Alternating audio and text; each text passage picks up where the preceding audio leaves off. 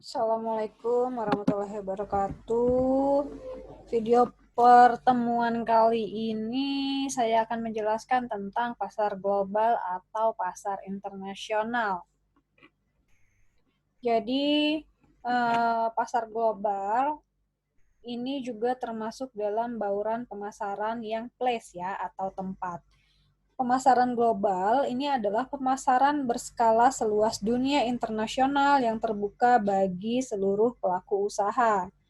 Pasar global adalah perusahaan yang beroperasi di lebih dari satu negara, memperoleh keunggulan pemasaran, produksi, dan pengembangan serta keuangan yang tidak terjangkau oleh perusahaan yang beroperasi di satu negara saja. Nah, di sini ada dimensi-dimensi utama dalam pemasaran global. Yang pertama yang harus diperhatikan adalah lingkungan pemasaran global. Yang kedua adalah segmentasi dari pasar global. Lalu yang ketiga adalah pemasaran dengan sasaran global. Yang keempat, merumuskan strategi dan rencana pemasaran global. Yang kelima adalah bauran pemasaran global, dan yang keenam adalah mengelola dan memimpin usaha pemasaran global. Jadi keenam ini adalah dimensi utama yang harus diperhatikan dalam melakukan pemasaran global atau pemasaran internasional.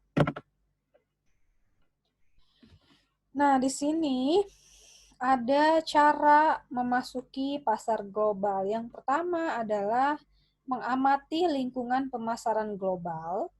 Kemudian selanjutnya adalah memutuskan apakah akan memasuki pasar global, kemudian selanjutnya memutuskan pasar mana yang akan dimasuki, lalu memutuskan cara memasuki pasar, dan yang terakhir adalah memutuskan program pemasarannya. Nah, di sini yang pertama ya, dengan melihat lingkungan pemasaran global ya. Jadi pemasaran internasional itu harus dilihat dulu dari sistem perdagangan internasionalnya ya. Jadi ketika menjual ke negara lain, perusahaan itu menghadapi berbagai hambatan dalam perdagangan.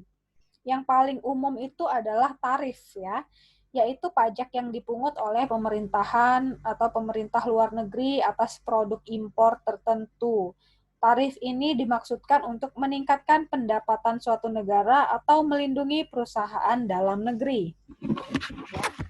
Karena ketika memasuki pasar internasional, perusahaan pun akan bersaing dengan perusahaan yang ada di dalam negeri itu sendiri. Kemudian yang B ya, masih membahas tentang lingkungan pemasaran ya.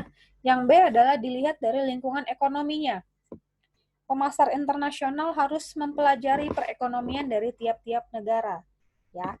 Ada dua faktor ekonomi yang mencerminkan daya tarik suatu negara sebagai pasar, yaitu ada struktur industri dan distribusi pendapatannya ya. Struktur industri suatu negara menentukan kebutuhan akan produk dan jasa, tingkatan pendapatan, serta tingkatan pemanfaatan dari tenaga kerja. Kemudian, faktor ekonomi yang kedua yang mencerminkan daya tarik suatu negara sebagai pasar adalah dilihat dari distribusi pendapatan di negara tersebut. Negara-negara jenis perekonomian sekedar menyambung hidup terdiri dari rumah tangga yang hampir semuanya dengan pendapatan keluarga yang sangat rendah. Kemudian sebaliknya ada negara-negara industri yang memiliki rumah tangga dengan keluarga yang mempunyai pendapatan sangat tinggi atau sangat rendah.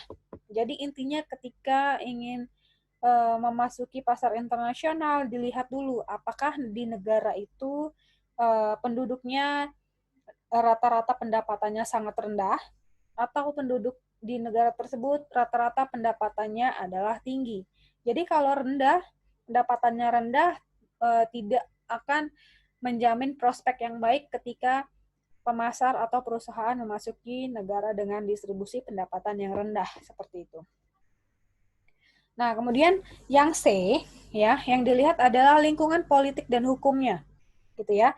Jadi dilihat bagaimana negara tersebut, bagaimana sikapnya terhadap pembelian internasional, lalu seperti apa birokrasi pemerintahnya, dan yang terakhir adalah stabilitas politiknya. Ya, jadi ini adalah lingkungan-lingkungan yang harus diperhatikan. Kemudian di lingkungan budaya, masing-masing negara ini mempunyai cara berperilaku, norma, dan pantangan sendiri-sendiri. Jadi, para penjual harus mempelajari cara berpikir konsumen di negara yang berbeda-beda dan cara konsumen menggunakan produk tertentu sebelum merencanakan program pemasaran. Nah, kemudian langkah yang kedua adalah memutuskan apakah akan beroperasi secara internasional.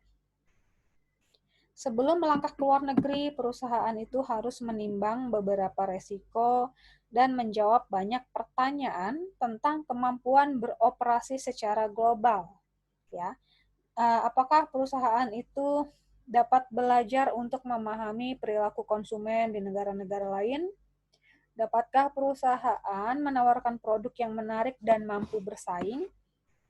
Apakah perusahaan mampu beradaptasi dengan budaya bisnis negara lain? Kemudian, sudahkah manajemen mempertimbangkan dampak dari peraturan dan lingkungan politik negara lain? Nah, jadi harus diperhatikan seperti ini. Kemudian, langkah yang ketiga adalah memutuskan pasar mana yang akan dimasuki. Ya, sebelum melangkah ke luar negeri, perusahaan itu harus berusaha mendefinisikan dulu tujuannya dan kebijakan dari pemasarannya. Perusahaan itu harus memutuskan berapa volume penjualan luar negeri yang diinginkan. Perusahaan juga harus memilih beberapa negara yang ingin dimasuki. Daya tarik suatu negara itu bergantung pada produk, faktor geografis, pendapatan, populasi, iklim politik, dan faktor-faktor yang lain. Kemudian langkah selanjutnya adalah memutuskan cara memasuki pasar, ya. Memasuki pasar internasional atau pasar global itu banyak caranya. Jadi akan kita bahas satu persatu ya. Yang pertama adalah A dengan mengekspor, ya. Oh, sebentar. Kemudian kita lanjutkan ke yang langkah kelima ya. Yang ini akan kita bahas nanti. Kemudian yang kelima adalah memutuskan program pemasaran global. Perusahaan-perusahaan yang beroperasi di satu atau lebih pasar luar negeri harus memutuskan serta menyesuaikan bauran pemasaran yang ada agar sesuai dengan kondisi lokal. Ya, dalam hal ini perusahaan dapat menyesuaikan dengan cara berikut ini. Yang pertama adalah dengan bauran pemasaran yang terstandarisasi, ya, yaitu dengan menggunakan produk, pemasangan iklan, saluran distribusi, dan unsur-unsur lain yang pada dasarnya sama dengan bauran pemasaran di semua pasar internasional perusahaan tersebut. Nah, ini adalah strategi dalam memasuki pasar, ya. Jadi strategi memasuki pasar itu adalah lanjutan dari memutuskan cara memasuki pasar. Kita akan bahas di slide yang ini, ya. Jadi strateginya yang pertama adalah dengan mengekspor, ya. Mengekspor ini adalah dengan memasuki pasar asing dengan menjual barang yang dihasilkan di negara asal perusahaan. Kemudian yang kedua adalah dengan joint venture. Joint venture adalah memasuki pasar asing dengan bergabung bersama perusahaan asing untuk menghasilkan atau memasarkan produk atau jasa. Kemudian yang ketiga adalah pemberian lisensi. Ya, pemberian lisensi adalah metode memasuki pasar asing di mana perusahaan menjalin suatu kesempatan dengan pembeli lisensi di pasar asing. Ya. Oke, kemudian yang keempat adalah kontrak manufaktur, ya. Kontrak manufaktur adalah sebuah joint venture di mana perusahaan mengadakan kontrak dengan pihak manufaktur di pasar asing untuk memproduksi produk atau menyediakan jasanya. Nah, kemudian yang kelima ada yang namanya kontrak manajemen. Kontrak manajemen adalah joint venture di mana perusahaan domestik memasok pengetahuan manajemen kepada perusahaan asing yang memberikan modal. Yang keenam adalah dengan kepemilikan bersama. Kepemilikan bersama ini adalah sebuah joint venture di mana perusahaan bergabung dengan investor di pasar asing untuk menciptakan bisnis lokal di mana perusahaan berbagi kepemilikan dan kendali bersama. Dan yang ketujuh adalah investasi langsung.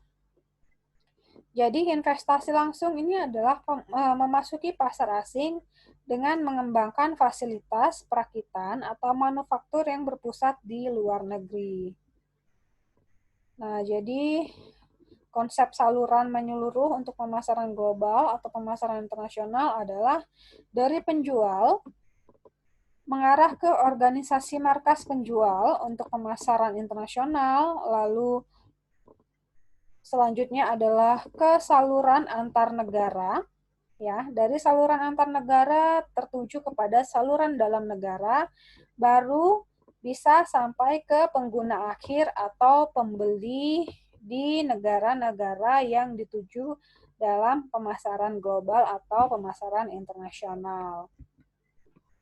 Oke, itu saja yang bisa saya sampaikan. Semoga kalian bisa pahami apa yang saya sampaikan. Saya akhiri. Wassalamualaikum warahmatullahi wabarakatuh.